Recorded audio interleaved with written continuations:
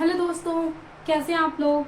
तो I hope आप लोग अच्छे हों और अपनी पढ़ाई अच्छे से कर रहे हो।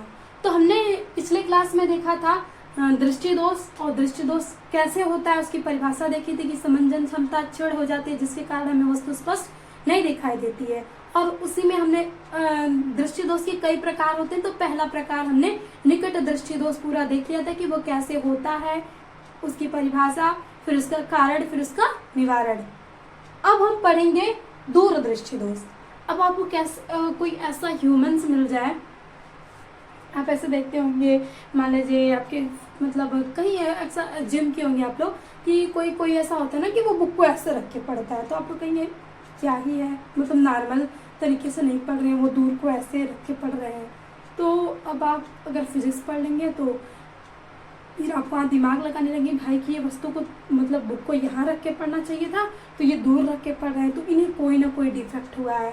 तो अगर फिर अगर मान लीजिए वो चश्मे का प्रयोग नहीं कर रहे हैं तब ऐसा कंडीशन हो रहा है, तो आप देखेंगे, आप पढ़ें तो पता कर लेंगे कि भाई ने जो पास की वस्तु है वो स्पष्ट नहीं दिखाई दे रही है, जिसके कारण ये वस्तु को दूर करके देख रहे हैं। तब आप उन्हें डॉक्टर के पास लेकर जाएंगे, उनके आंखों का चेकअप करवाएंगे कि कितना डिफेक्ट हुआ है, और उसके हिसाब से आप उन्हें चश्मा दे देंगे। अब वो फिर उसके बाद मनुष्य स्वस्थ जैसे आप नॉर्मली पढ़ते हैं वैसे वो पढ़ने लगेंगे। तो ऐसा करने के लिए सबसे पहले आपको पढ़ना तो पड़ेगा। तो आइए हम सबसे पहले पढ़ते हैं कि वैसा होता क्यों है। तो देखिए दूरदृष्टि दोष में फिर आपको नाम में नहीं जाना है, नाम में चले गए आप तो फिर धोखा ही मिलने वाला है। तो यहाँ भी जब दूरदृष्टि दोष होता है तो याद रखिएगा कि इसमें जो दूर की वस्तुएं स्पष्ट दिखाई देंगी, स्पष्ट दिखाई देती है, परंतु पास की वस्तु स्पष्ट दिखाई नहीं देती है। अब इस परिभाषा से आप जान लेंगे कि आखिर वो मनुष्य ऐसा क्यों कर रहा है, उसे किस प्रकार का दोष हुआ है।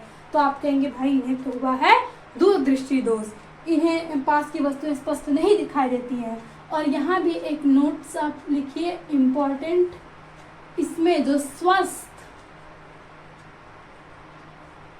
नेत्र का निकट बिंदु 25 सेमी पर होता है। ये बहुत ही इम्पोर्टेंट है, इसे आप लोगों को एकदम अच्छे तरीके से दिमाग में घुसा लेना है। हमने देखा था दूर जो नेत्र दूर बिंदु अनंत पे, निकट बिंदु 25 सेमी पे, यानी जब स्वस्थ आंखें रहती है तो आप 25 सेमी की वस्तु पे रखी गई जो भी वस्तु है, जो भी बुक पढ़ना है तो आप अच्छे से स्पष्ट पढ़ लेंगे। अगर वही आपको दूरदृष्टि दोष हो गया तो आप ये जो 25 सेमी पे रख के पढ़ते थे पहले, अब आप उससे पढ़ नहीं पाएंगे, आपको दूर रख के देखना पड़ेगा, और यही होता है दूरदृष्टि दोष। तो ये इसमें इम्पोर्टेंट है, याद करिएगा। अब भाई ऐसा हुआ तो क्यों हुआ, अब आप डॉक्टर के पास लेके जाएंगे, भाई बताओ क्या हुआ है इसमें डिफेक्ट, तो डॉक्टर तो बताएगा, लेकिन अभी आप पढ़ लेंगे तो आप भी बता सकते हैं कि ऐसा हुआ है। और मतलब एग्जैक्ट जानने के लिए आपको डॉक्टर के पास जाना पड़ेगा, लेकिन आप एक एज्यूम कर सकते हैं कि हाँ भाई इन्हें ऐसा रोग हुआ है। तो देखिए पिछले वाले में हमने देखा था कि जो नेत्र गोलक का व्यास बढ़ गया था जिसके कारण जो फोकस है वो कम हो गई थी। अब इसमें उसका उल्टा होता है, इसमें जो होता है नेत्र गोलक का व्यास कम हो जाता है। अब मान लीजिए कोई ऐसे गोला था और इसमें एक छोटा सा हमने लेंस लगा लिया। अब इस लेंस का पहले नॉर्मल कंडीशन में जो फोकस था वो यहाँ पे था। अब ये क्या होता है कि इसका दूसरा जो हम वर्जन बनाते हैं, यहाँ पे हम बनाते हैं लेंस, तो इसमें ये जो इसका गोलक है ना वो यहाँ आ गया। तो भाई इसको तो साइज वही है, अब इसका जो फोकस है वो यहाँ चला जाएगा। तो अब जो प्रतिबिंब जाएगी समांतर आएगी तो यही बनेगी। अब ये जो रेटिना है यहाँ पे तो बनेगी नहीं। तो भाई जब रेटिना पे प्रतिबिंब बन नहीं रहा है तब तो कोई ना कोई दोष हुआ है। तो याद रखिएगा, निकट दृष्टि दोष में रेटिना से पहले बन जाता है और दूर दृष्टि दोष में रेटिना के बाद बनता है। तो यही चीजें हैं। अब देखिए, यही इसका पहला जो कारण है कि नेत्र लेंस व रेटिना के बीच की दूरी कम हो जाए। अब जब ये नेत्र लेंस हो गया, ये रेटिना, इसकी दूरी कम हो जाएगी तो फोकस हमारा कहीं आगे चला जाएगा। अब जब भी समांतर किरणें आएंगी तो वो फोकस पे जाके मिलेंगे और प्रतिबिंब फोकस पे ही बनाएंगी, तो हमें वस्तु रेटिना पे नहीं बना तो स्पष्ट दिखाई नहीं देगा। ये पहला कारण हो गया। दूसरा, नेत्र लेंस की फोकस दूरी का बढ़ जाना। सिंपल वही बात है, बस घुमा घुमा के कहा जा रहा है। वही बात है कि वक्रता त्रिज्या जैसे ही कम होगी तो फोकस क्या हो जाएगा, बढ़ जाएगा। अब इसका कारण था, और ये आप डायग्राम देख सकते हैं कि जब भी उसको पास की वस्तु, मान लीजिए ये 25 सेमी पे रखी गई थी यहाँ से, तब उसका जो प्रतिबिंब है नेत्र गोलक के बढ़ जाने के कारण यहाँ पे बना, रेटिना पे ना बन के यहाँ पे प्रतिबिंब बना, जिसके कारण उसे वस्तु जो थी स्पष्ट दिखाई नहीं दी। तो ये था कारण का डायग्राम। अब निवारण आते हैं। तो भाई जब डॉक्टर के पास जाएंगे तो वो बता भी देगा कि भाई कितना बढ़ा हुआ है, हम इसे कितने पावर का लेंस दे सकते हैं। तो अब निवारण के लिए डॉक्टर बताएगा, और आप भी पढ़ लेंगे, जब आप पढ़ लेंगे तो बिना डॉक्टर के पास जाए बता सकते हैं कि इन्हें जो लेंस लगेगा वो लगेगा उत्तल लेंस। तो अगर आप पढ़े हैं तो मतलब डॉक्टर से पास बिना ऐसे ही बस आप कहेंगे भाई इनका मापो और उत्तल लेंस दे दो। तो अब उत्तल लेंस इन्हें मतलब साइज अनुसार लेना पड़ेगा, उत्तल लेंस का प्रयोग करना पड़ेगा। अब देखिए, उत्तल लेंस में जब हम प्रयोग कर लेते हैं तो ये जो बीमारी हुई थी वो ठीक कैसे होती है। तो ये था समान कंडीशन में हमारा लेंस। अब इसी लेंस के आगे हमने ये उत्तल लेंस के चश्मे का प्रयोग कर लिया। भाई अब चश्मा लगा लिए हैं, अब हमें ऐसे करके देखने की जरूरत है नहीं। अब जो हमारा प्रतिबिंब है वो रेटिना पे बन रहा है और हमें वस्तु स्पष्ट दिखाई दे रही है। तो देखिए इसमें होता क्या है, जैसे ही हम उत्तल लेंस लगाते हैं ना, तो लास्ट वाली कंडीशन आपको याद रखनी है कि जो लास्ट कंडीशन हम उत्तल लेंस से प्रतिबिंब बनाने में पड़ रहे थे, तो हमने वस्तु को फोकस, जो लेंस था उसके फोकस और प्रकाशिक केंद्र के बीच में रखा था, तो उसका प्रतिबिंब आभासी बन रहा था। तो वैसे यहाँ पे भी आभासी बनेगा, थोड़ा बड़ा बनेगा। तो हमने यहाँ पे एक छोटा आकार का वस्तु ले ली जो 25 सेमी पे ऐसे रखी गई थी। अब जैसे ही हम इस लेंस को लगाते हैं ना, तो ये प्रतिबिंब को आभासी प्रतिबिंब बना देता है यहाँ पे।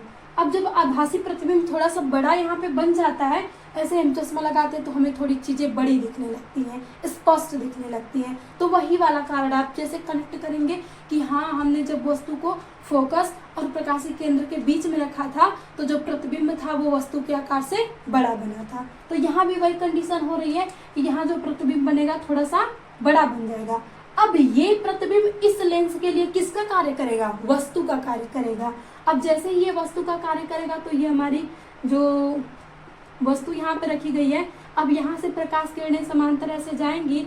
अब ये जाके एक दूसरे को रेटिना पे कट करेंगी और ये जो प्रतिबिंब बनेगा रेटिना पे बन जाएगा। तब हमें वस्तु स्पष्ट दिखाई देने लगेगी। जैसे ही प्रतिबिंब रेटिना पे बन गया तो वस्तु हमें स्पष्ट दिखाई दे गई। तो चश्मा लगाने के बाद हमें बहुत ही स्वच्छ और साफ दिखने लगता है और उसका यही कारण है।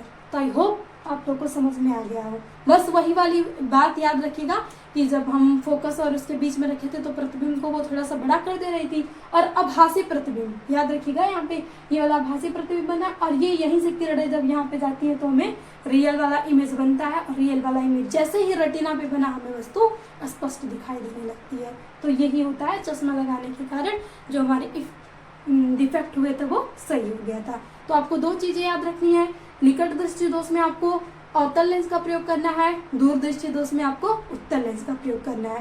कारण क्या होता है, एक में फोकस दूरी आगे चली आती है और दूसरे वाले में फोकस दूरी पीछे चली जाती है। एक में जो प्रतिबिंब है वो रेटिना से पहले बन जाता है निकट वाले में, और दूर दृष्टि दोष वाले में रेटिना के बाद बनता है। तो ये दो मेन दोष बहुत इंपॉर्टेंट है और दोनों दोष के निवारण के लिए भी हमने पढ़ लिया। निवारण करके हमने रेटिना पे बना लिया, अब मतलब जो डिफेक्ट हुआ था उसको हमने सही कर लिया।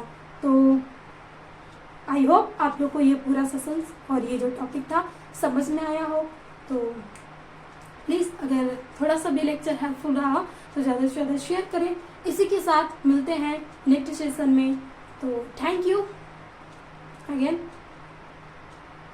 बस अच्छे से पढ़ते रहिए, अपनी पूरी 100% की तैयारी दीजिए। रिजल्ट जैसे कृष्णा जी ने बोला था अर्जुन का कि तेरा कर्म तेरा जो काम है वो कर्म करना है, फल पे ध्यान देना नहीं है, फल तुझे कर्म के अनुसार ही मिलेगा। तो वही बात को आप भी याद रखिए, आप कर्म करते जाइए, अच्छे कर्म करेंगे तो अच्छे फल भी मिलेंगे। थोड़ी मुश्किलें तो आएंगी लेकिन फल अच्छा ही मिलेगा। और कहा जाता है ना, जो देर से मिलता है वो बहुत ही बेहतर होता है। तो यही मोटिवेशन अपने अंदर रखिए। तो थैंक यू, मिलते हैं अगेन नेक्स्ट सेशन में। जय हिंद।